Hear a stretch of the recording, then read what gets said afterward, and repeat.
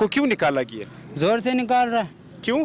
जोर जबरदस्ती कर रहा है, निकाल रहा है. ती पे जोर पसे खे वो स्ताजड़ा न गवाड़ी या अच्छा जुड़ा हुआ उधर जा करके उर्दू के साथ तुम मोहब्बत करोगे ना?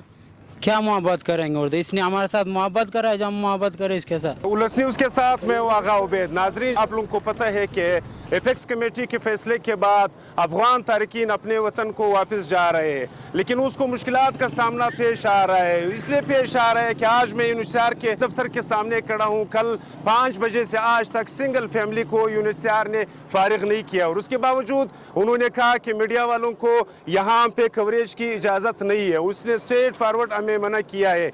बर्क साहब के अहकामात ये है कि मैं तो खुद मीडिया से बात नहीं करता हूँ, बल्कि हमारे पार्किंग और रोड के हद तक आपने भी कवरेज नहीं करना है. इसका मतलब ये है कि दाल में कुछ ज़रूर काला है. इसके साथ साथ कलिमा एक, ज़ुबान एक, जामा एक, सब कुछ एक. उसके बावजूद इतना तासुब और इस अंदाज से इनके साथ पेश आने के से बहुत सारे सवालात जो है वो पैदा हो रहे हैं. गुलदाद भाई, आप कहाँ से आए हो? कराची से. कराची से. पैदाइश कहाँ की है? इधर ही का, कराची. कराची का है? जी. तो अभी आपको क्यों निकाला गया? जोर से निकाल रहा है, क्यों?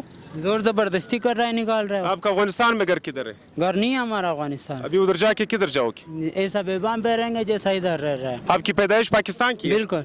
तो आप पाकिस्तान से क्या चाहते हो वज़ीर आज़म साहब से कि वो क्या करे? यार ये कौन कैसा वज़ीर आज़म है? इतना जुल्म हो रहा है, जो इसराइल भी इतना जुल्म नहीं कर रहा. अल्लाह की कसम, ये उर्दू जो है ये भी हम भूल गया. नफरत की वजह से हम उर्दू भी इसका भूल गया. ये नफरत यानी इस निगरान हुकूमत ने बोए, इसके बीज बोए? जी जी बिल्कुल. अच्छा. हाँ, जो लालके डाखाने में हमारे को बच्चा भी जानता है कि ये कौन है, इसका पैदाइश किधर हुआ है और किधर रहता है. हाँ, लेकिन उसके बावजूद आपको निकाला गया. आप यहाँ पे कब से आए हो? यहाँ से कल दोपहर से आया हुआ है. क्या कह रहे हैं यूनिचार वाले? क्या अभी हमारा भाई सुबह से गया है, कुछ पता नहीं है कि क्या हो रहा है क्या नहीं. सुबह से एक गाड़ी भी नहीं निकला इधर से. कुर्द चीर दी जो बशीर चौकी बशीर चौक चीर जो कड़ा है नलिया पाकिस्तान मख के अफगानिस्तान लकले गए या ना एकलली नो उस्तसंग में सुसेज पदा बेबान की प्रोति अफगानिस्तान की बसंग जवंत के अफगानिस्तान के नदो उस मुझे बिसेख मजबूर है जीवन को शा ती पे जोर पसेखे वो स्ताजड़ा न गवाड़ी या अच्छा जुड़ा हुकूमत से सवाए. हुकूमत खो वज़ीर आज़म खुम पश्तून दी खास जन के खास खमुनदार ये सुने हमारे कार को बैठे और कड़े बदर ये मैच के बस सुख से हुई आओ पे वो मैच तक बसोक से कहते ये खून उम्र रवान दी. वो हमारा एक बेटे जो उसकी शादी हुआ है, इस वजह से तकरीबन उसने बोला है कि आप फैमिली से उसका अलग करो. ये फैमिली से अलग करो, जो इसके लिए निकाहनामी की ज़रूरत है. और तकरीबन फिर उसको इधर वापस ये दफ्तर में लाएंगे और फिर उसका तकरीबन 15 दिन 20 दिन लगेंगे. आज मैं इधर मौजूद हूँ. मैंने काफ़ी सारी फैमिलीज़ को इंटरव्यू किया है. उसमें से एक अनोखी बात यह है कि एक 13 कार्ड वाले 13 जो कार्ड रखते हैं यूएनएचसीआर के, उस के फैमिली में एक बच्ची की जो है वो शादी अफगानिस्तान में हुई है. आज यूनिचार वालों ने उसको कहा है कि आप अफगान कौंसलेट से उसकी तस्दीक ला करके उसको अपने फैमिली से निकाल दे. अभी उस बेचारे को ये क्या पता है, मंगल के रोज़ कराची से रवाना वाली ये फैमिली मंगल के रोज़ से आज तक इस दश्त बयाबान में क़याम पजीर है.